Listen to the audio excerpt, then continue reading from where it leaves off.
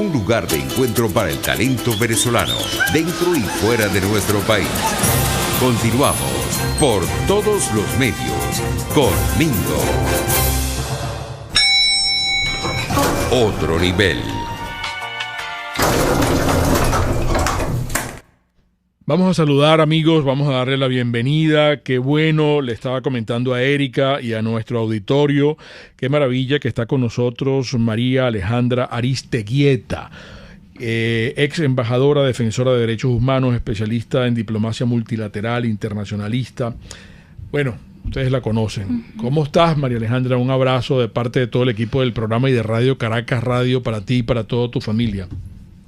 Hola, amigos, ¿cómo están? ¿Cómo están todos? Mil gracias por tenerme de nuevo aquí en tu programa. Fíjate, yo le estaba diciendo a Erika, yo interrumpí a Erika cuando estaba en el segmento anterior ofreciendo el menú del desayuno informativo del Está Circulando, mencionando la visita del señor Khan en su condición de fiscal de la Corte Penal Internacional, y yo le decía, concha, le vamos a comprometer a María Alejandra para que nos dé una clase empezando de qué es la Corte Penal Internacional, de qué se ocupa, un poquito, una breve historia, porque yo le decía a Erika, y quiero que tú me corrijas si yo estoy equivocado, que Venezuela no es Bosnia, que Venezuela no es Camboya, que Venezuela no es Somalia, que Venezuela no es Ruanda, y entonces que deberíamos, lo digo como periodista y como venezolano normal sin conocer la materia, que debe haber una diferencia notoria, significativa, importante entre lo que son crímenes de lesa humanidad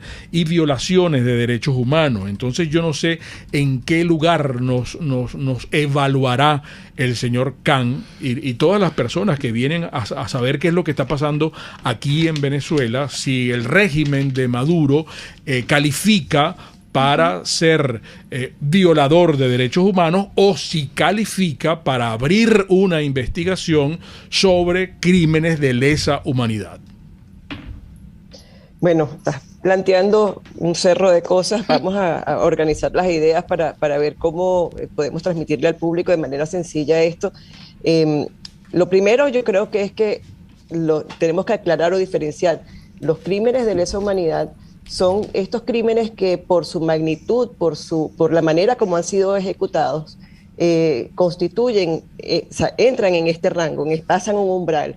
En sus orígenes son crímenes de derechos humanos, son detenciones arbitrarias, son torturas, son ejecuciones extrajudiciales, son violaciones a los derechos fundamentales de las personas, a su derecho a la vida, a su derecho a la libertad, son a su derecho a asociarse libremente, pero escalan de una manera tal y tienen unas consecuencias tales que son considerados crímenes de lesa humanidad.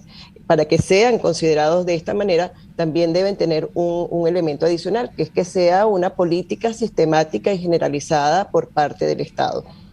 Estas palabras todas las hemos estado escuchando desde el 2017, sobre todo a nivel multilateral, en los informes que preparaba el Consejo de Derechos Humanos, en aquel entonces el alto comisionado Zeid Al-Hussein, posteriormente pues la alta comisionada Bachelet, han ido señalando que podrían constituir delitos de lesa humanidad. Sobre todo ellos en sus orígenes lo empezaron a plantear cuando vieron la magnitud de las ejecuciones extrajudiciales de manos del FAES y de otros organismos, de órganos de seguridad del Estado, que estaban pues, matando como pajaritos a las personas sin ningún tipo de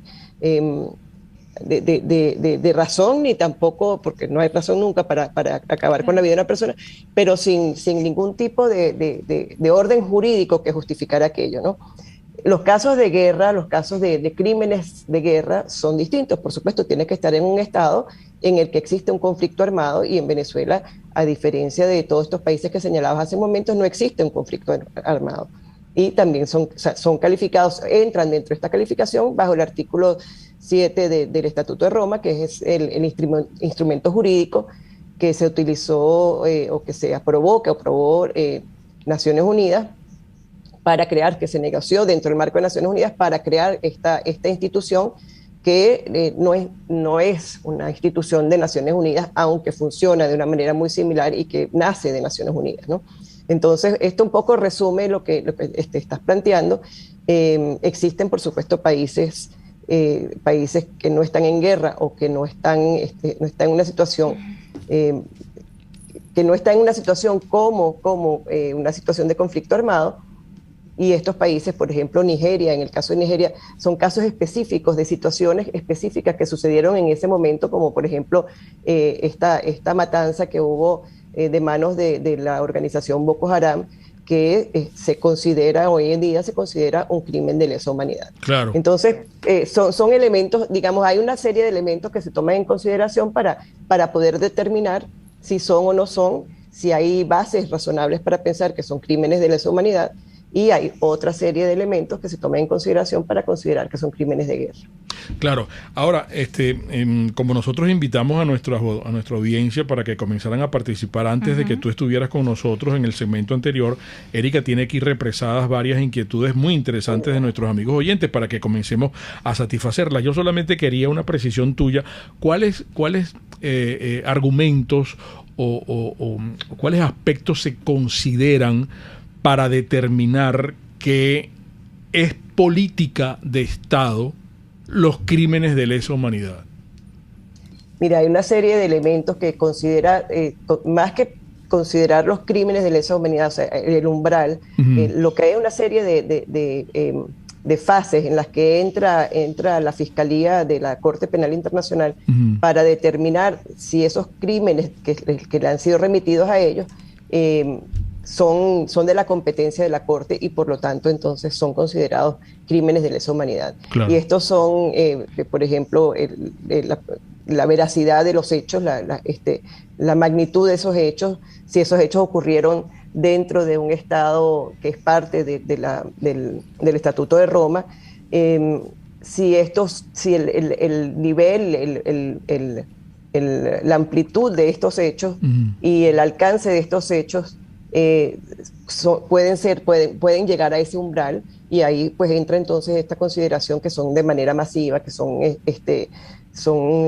sistemáticos y generalizados, como decía hace un momento. Entonces todos estos elementos se recogen, y esto lo dijo Bensouda también en su momento, ¿no? En el 2019, en el 2020, en ambos casos, ella cuando fue presentando sus informes, ella habló de que la investigación que ellos habían llevado a cabo daba cuenta de que habían habían bases razonables para considerar estos crímenes como crímenes de lesa humanidad, y también lo dijo en ese momento, creo que en su último informe del 2020, decía que habían además que esto podía ser considerado de la competencia de la Corte, y ahí entonces entra otro elemento, y es el elemento, o sea, no solamente por lo que ya estaba diciendo, sino también el elemento de que no hay una justicia nacional que se esté encargando de administrar justicia en el país correspondiente. Sí. Y esto ya ella lo había asomado, no lo pudo presentar en su informe, no pudo presentar su informe final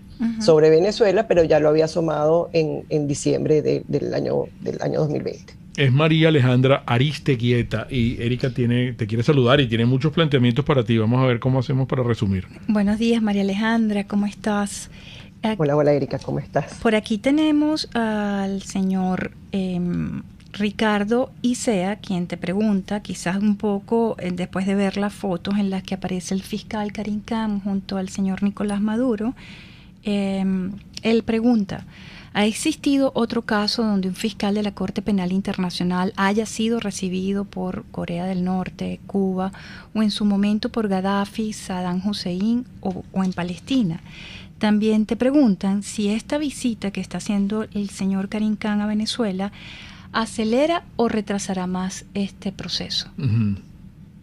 Ok.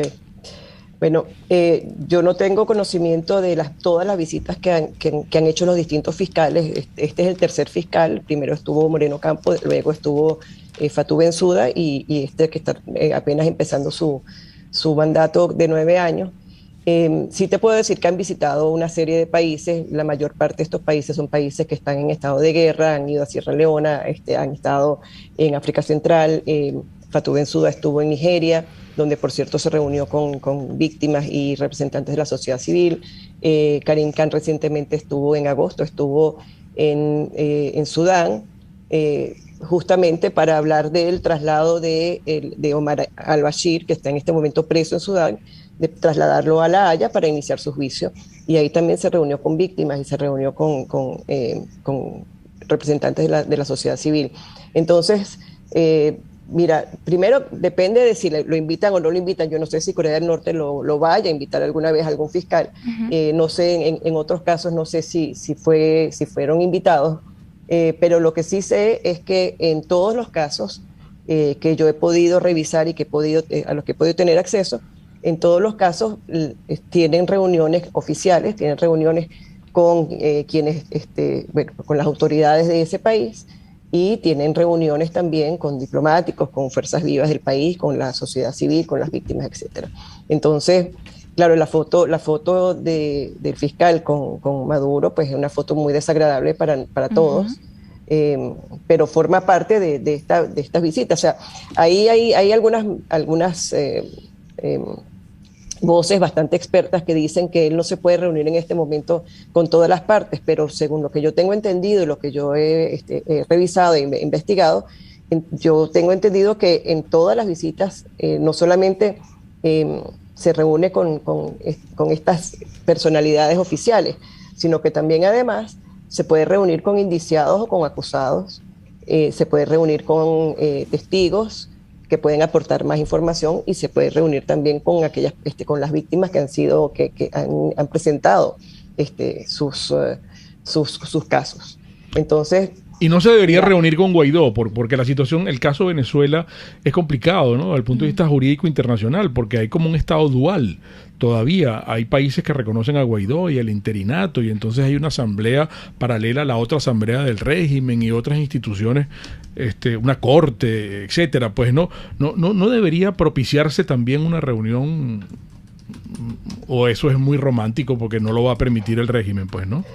Bueno, es que esto no debería ser una agenda del régimen en ningún caso. Esto debe ser una agenda diseñada por la propia oficina de la fiscalía del fiscal Khan. O sea, claro. También esto es parte de los procedimientos internacionales. Tú puedes pedir que te inviten, que haya la anuencia para que te permitan entrar al país, o el país puede invitarte como una señal de buena voluntad, pero en cualquiera de estos casos debe existir una independencia de movimiento, de circulación, de reuniones, con garantías de seguridad para los miembros de la delegación, con garantías de seguridad para las personas con las que se van a reunir. O sea, esto tiene toda una cantidad de características, y así fue también cuando fue Bachelet en el 2019, también fue de esta manera, pues. Entonces, además no sabemos cómo es esta agenda, porque como hemos visto hasta ahora, pues es una agenda muy opaca. No sabemos con quiénes se está reuniendo. Sabemos que ha habido algunas reuniones, o que fue al TCJ, fue a Miraflores, fue al TCJ, fue a la fiscalía. Claro. Por cierto, todo el mundo lo mandaron para su casa, ¿no? Todo el mundo le dieron el día libre, como que para que vieran más que las paredes recién pintadas y más nada, ¿no? Pero fueron reuniones, estas son las reuniones oficiales, pero no sabemos el resto de su agenda, y esperamos que al final de su visita, o ya una vez que esté de regreso en La Haya, él haga un informe o de una declaración, haga una rueda de prensa, una nota de prensa, donde explica un poco más en detalle lo que pudo hacer en Venezuela. Vamos a hacer una pequeña pausa. Vamos a identificar, recordándoles que estamos conversando con María Alejandra Aristeguieta, pero no sé, que la gente quiere conocer a través de Mingo Blanco TV su opinión sobre el señor Alex Saab. Bueno, sí, muchas cosas para conversar con María Alejandra, pero eso será en breve, porque vamos a un intervalo comercial. Espacio para formar la nueva opinión pública venezolana por todos los medios, con Mingo. Mira, chica, si estás manejando, no te maquilles. No te maquilles si estás manejando, porque yo decía antes que salgan de la casa afeitados, bañados, cepillados, desayunados y evacuados. Bueno, también maquillada, chicas. Sal maquillada de tu casa. No te maquilles en el tráfico, porque vas a causar un accidente. Este es un mensaje institucional para mis amigas. No lo tomen a mal, amigas, de verdad. Pero no se maquillen. Ustedes agarran el espejito del tapasol, incluso. Ya no están viendo ni siquiera al frente del volante, ¿vale? Se están viendo, y la boca así, y no sé qué, y las pestañas, y no sé qué. No, vale, dejen eso. Salgan de la casa, o se maquillan en la oficina, o se maquillan al sitio donde ustedes van. Este es el mensaje institucional de hoy de la estación de servicio Terrazas del Club Hípico. Calidad y servicio de primera clase. Bueno, aquí tienen el de ayer que mostrábamos. Ayer mostrábamos el de kilo. Este es medio kilo, este panetone. Yo les he contado la historia del panetone, que es muy bonita. Saben que nació en la corte de Ludovico el Moro, allá en 1500, en Milán, donde todo era muy cifrino, pues, ¿no? Y aquel señor en la noche de Navidad mandó a que el cocinero preparara una cena con unas exquisiteces extraordinarias y se le quemó el postre. Pero Antonio, que era el que lavaba los platos en la cocina, había agarrado las sobras del postre que había preparado el cocinero principal y había horneado y amasado aquello con mantequilla. Y no, bueno, el cocinero, con la angustia que lo iban a botar de la corte, bueno, la única opción que tuvo fue presentar esto que había salido del horno, que Antonio se lo iba a llevar para su esposa y para sus hijos allá en su casa, humildemente. Y entonces Ludovico, ¿pero quién hizo esta maravilla, chicos? Entonces el cocinero llamó a Antonio. ¿Y cómo se llama este postre? Todavía no tiene nombre. Bueno, yo lo voy a llamar panetone. Panetone. Y así nació el panetone, amigos. Pero la receta clásica auténtica la tiene la Pastelería del Corso. ¡Ah, qué rico! Encárguelo. Aquí 945-8497 o lo viene a buscar. Pastelería del Corso. Es la pastelería italiana por tradición y excelencia. Bueno, amigos, vamos a hablar de Produzca. A mí me encanta hablar de Produzca porque ellos nos cuidan. Ellos desde hace más de 40 años han estado preocupados porque a nosotros no nos ocurra nada, ningún accidente, para evitar los accidentes en nuestro lugar de trabajo. Y entonces nos tienen todo en el catálogo de Produzca, que yo quiero que usted lo tenga a mano. Lo puede adquirir a través de @produzca.be, que es el Instagram, o www.produzca.com. Va a conocer todos los productos que hay, todos los artículos que hay para la protección óptica a las manos, auditiva, a la cabeza, respiratoria, en general integral al cuerpo. Pónganse en contacto con ellos. Produzca es seguridad en tu empresa, de los pies a la cabeza. Puedes seguirnos en nuestras redes sociales. En Twitter, @RCR750, la radio que se ve. RCR 750 AM, porque lo bueno une. Un periodista espontáneo, frontal, observador, inconforme, con mucho que decir y escuchar. Regresamos por todos los medios con Mingo. Bueno, vamos a continuar, amigos. Nos quedan unos 10 minutos de programa con nuestra amiga María Alejandra Aristeguieta. Le decía y dejábamos con puntos suspensivos que piden la opinión de María Alejandra con relación a lo que ha ocurrido con el señor Saab. Sí. Tú tienes allí varias cosas. Pero también quieren conocer si el señor Karim Khan no logra reunirse con estas ONG que han denunciado las violaciones de derechos humanos, o con los familiares de los presos políticos, o de los mismos muchachos que en 2017 perdieron la vida. Se podría considerar esa es la pregunta que hace Mirla Dávila, que si se pudiera considerar entonces una visita fallida, un fracaso como visita, y insisten en saber si esta visita acelerará o retardará este proceso en la Corte Penal Internacional, porque además entendemos que pudiera haber unos tiempos que se establecen y de pronto pues esto es parte de esos tiempos. Es verdad, yo resumiría, incluso interpretando las inquietudes de nuestra audiencia en estos momentos hacia María Alejandra, ¿qué opina ella? ¿Qué cree ella que pueda ocurrir finalmente con esto? ¿Se va a abrir o va a decir, mira, sí, realmente ha habido casos aislados por unos excesos de los esbirros de Maduro, que hay violación de derechos humanos, pero hasta allí? Claro, y entonces por eso es por lo que lo vinculan con lo del caso Alex Saab, que en esta trama de corrupción en donde estuvo involucrado todo lo que fue la comida y las cajas CLAP, y recordemos que Venezuela tuvo una época en que por eso estamos recibiendo asistencia alimentaria y se va a ampliar el programa a 7 estados más. Si esta trama de corrupción del señor Alex Saab al final no pudiera también ser parte de este proceso. Son muchas preguntas, María Alejandra, sí, pero... muchas. Bueno, esa última pregunta me encanta porque yo también lo digo, ¿no? Yo creo que él de alguna manera fue un intento de genocidio, esto de manejar el tema alimenticio y además de poner a Venezuela en esta situación de dependencia alimentaria en la que, según los reportes que recibimos de ese periodo, la gente llegó a bajar hasta 11 kilos, ¿no? Sí. Yo, por supuesto que yo lo vería como un genocidio y perfectamente calzaría, pero digamos, eso es otro capítulo y creo que además hay que presentar el caso y las pruebas, habría que remitirlas a la Corte. Eso no es una cuestión que se hace de manera automática, sino que tendría que ser presentado e iniciar los procedimientos necesarios. Pero vamos al tema de si esto acelera o no y si esto es mejor o peor, si se reúne o no se reúne con las víctimas. Yo creo que él tiene suficientes datos en las manos. Y yo he venido diciendo que según lo que yo leía de los informes de Fatou Bensouda y según lo que yo he revisado de este fiscal, mi sospecha es, y por supuesto esto no es más que una especulación, pero una especulación digamos bastante informada, es que se van a abrir algunos casos, se van a dejar otros casos para continuar revisando y recabando información y no se va a cerrar el examen preliminar. El examen preliminar se puede avanzar con unos casos ya identificados sin detrimento que se continúe revisando el material pertinente para que se pueda llevar esto, para que se pueda ampliar el número de casos. Sobre todo porque hay una cantidad de casos que fueron presentados que, según la propia Bensouda dijo, no contaba con suficientes pruebas.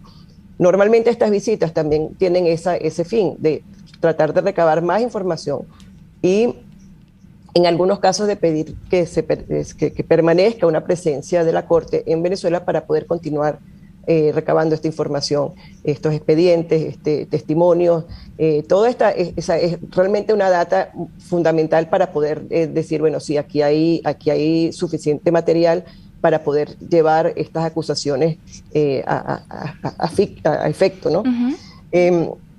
Luego, si es mejor o es peor que él haya ido, si esto nos va... yo creo que en todos los casos es buena su visita, es buena porque el solo hecho que si le impiden, por ejemplo, reunirse con las víctimas o con las organizaciones de la sociedad civil, ya esto es un indicativo de que no hay un verdadero interés en cooperar con la justicia internacional.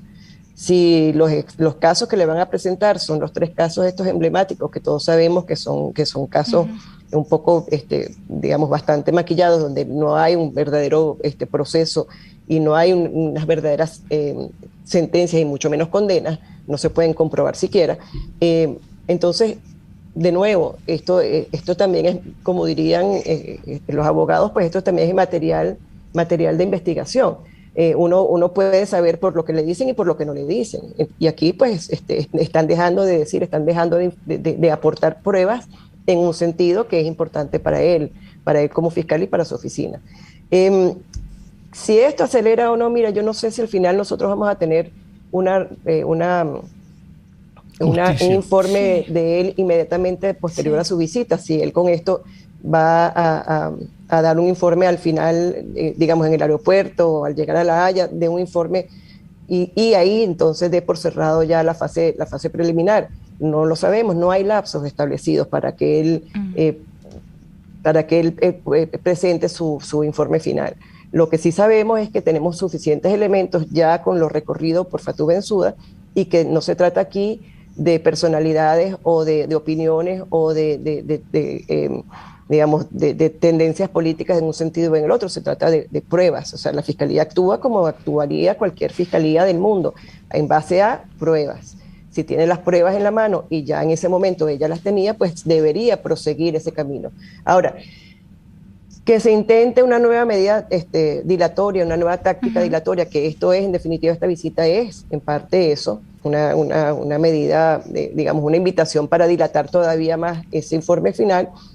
Bueno, sí, es muy probable, pero el material está allí, eso no cambia las cosas. Eso es lo que creo que es importante conocer o comprender, que es que indistintamente de lo que trate de hacer el régimen, el material, las pruebas, las evidencias, ya las tienen ellos, buena parte las tienen ellos en sus manos, para abrir, aunque sea 1, 2, 3 casos. No sabemos cuántos, porque nunca han dicho cuántos casos van a hacer, y están buscando más información para otra serie de casos. Eso es la información que tenemos hasta el momento, y yo creo que con eso hay razones, hay bases razonables para ser optimistas. No debió de alguna manera las oposiciones políticas buscar la manera de llamar la atención del fiscal de forma notoria, pues, ¿no? Con relación a lo que padecemos los venezolanos en materia de violación de derechos humanos.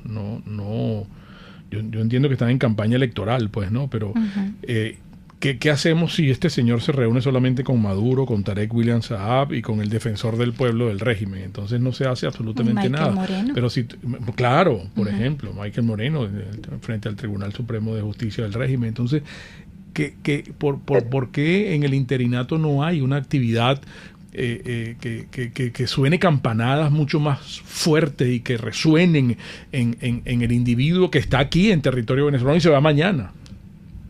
Bueno, no, a ver, yo creo que ha habido mucho trabajo hecho de antemano. O sea, han habido muchos contactos con la oficina de la Fiscalía en La Haya, y también han sido contactos no solamente de la sociedad civil, de los abogados de las víctimas, sino también de representantes del gobierno interino. Entonces yo por ese lado no creo que cambie mayormente el hecho de que se reúna o no se reúna con la comisión delegada, con Guaidó. Esa parte no la veo como esencial, aunque tampoco sabemos, puesto que no conocemos la agenda, no hemos visto si él se va a reunir con otras personas distintas a lo que BTV y los voceros oficiales del régimen nos están indicando. Dijiste hace una cosa que te quería comentar también, y era en relación a que si estas fuerzas políticas deberían participar. Yo ahí quiero reiterar que esto es un proceso judicial. Más allá de que se reúna con actores políticos, en algunos países se reúnen con los representantes diplomáticos de otros países dentro de ese país, hacen reuniones amplias, hacen reuniones muy pequeñas. O sea, las agendas dependen de cada país. Más allá de eso, esto es un proceso judicial. Sí. Entonces, se pueden reunir, sí, en privado, para un poco recibir de primera mano el ambiente en el que está funcionando Venezuela. Podrían también entregarle quizás pruebas de todo el tema de la emergencia humanitaria compleja en el que estamos viviendo. Podrían darle pruebas de la persecución que ha habido hacia los parlamentarios, que hubo sobre todo en el 2019, que hubo una amplísima persecución a los parlamentarios. Todo eso lo pueden, pero eso no pasa más allá de ser unas reuniones de carácter político. Y bueno, ayudan a dar el contexto, a presentar un poco el contexto, pero no mucho más allá. Aquí María Macei y Criollísima recogen para ti, o como te comentan, que justicia lenta no es justicia, dice María Macei. Y Criollísima 2012 la complementa diciendo que otro asunto importante que tenemos que tener en cuenta es lo expedito que son los casos en la Corte Penal Internacional. Justicia que 30 años después no es justicia. Claro. Recordando un poco el juicio de Milosevic. Por ejemplo. Sí, efectivamente. Por eso el fiscal también habla, pero creo que la justicia es lenta en todas partes, ¿no? También lo es también lo es en Venezuela. Cuando en Venezuela medianamente funcionaba bien, en la era democrática funcionaba bien el sistema de justicia, pues o sea, los procesos eran lentos, siempre había retrasos por cuellos de botella, por exceso de trabajo, por ausencia de suficiente personal y otra cantidad de situaciones, pero digamos que en el caso en lo que se refiere a la Corte Penal Internacional, efectivamente, pero la Corte también, y lo dijo el fiscal Khan saliendo de Colombia en una entrevista que le dio al país, dice, donde el Estado puede entrar a funcionar, la Corte no tiene por qué funcionar, la Corte no tiene por qué entrar. Entonces, la mejor garantía de una justicia más expedita es que el sistema interno, la justicia interna de los países, sí funcione y sí lleve a la justicia a estos perpetradores, sí administre justicia para estos perpetradores y atienda estos casos. Claro. Qué buena esta conversación como siempre, además, con María Alejandra Aristeguieta. Se nos agotó el tiempo, querida amiga. De verdad, gracias. Bueno. Siempre es un privilegio que estés aquí con nosotros. Gracias. Para mí un placer y además quería aprovechar, si me das un segundo nada más, también de referirme al embajador Gervasi, que fue un gran amigo, un mentor. La verdad que lamento tremendamente, esa fue una noticia que ayer me entristeció muchísimo. Lamento profundamente su desaparición física y bueno, nada, palabras de aliento para sus familiares, para sus amigos, para sus hijos que están en Venezuela, de verdad que sí. Sí, se nos fue el gran Fernando Gervasi. Exactamente, así es. Gracias, María. Pero bueno, gracias a ustedes por este espacio, porque yo sé que esto es importante para todos, nos angustia, pues. Esperemos que el resultado de la visita sea una grata sorpresa para todos. Ojalá. Gracias. Amigos, las interpretaciones finales de todo lo conversado acá, como siempre, de ustedes. Y recuerden, el comunismo te quiebra las rodillas para que tengas que darle las gracias por las muletas. Hasta mañana. RCR presentó Por Todos los Medios con Ningo.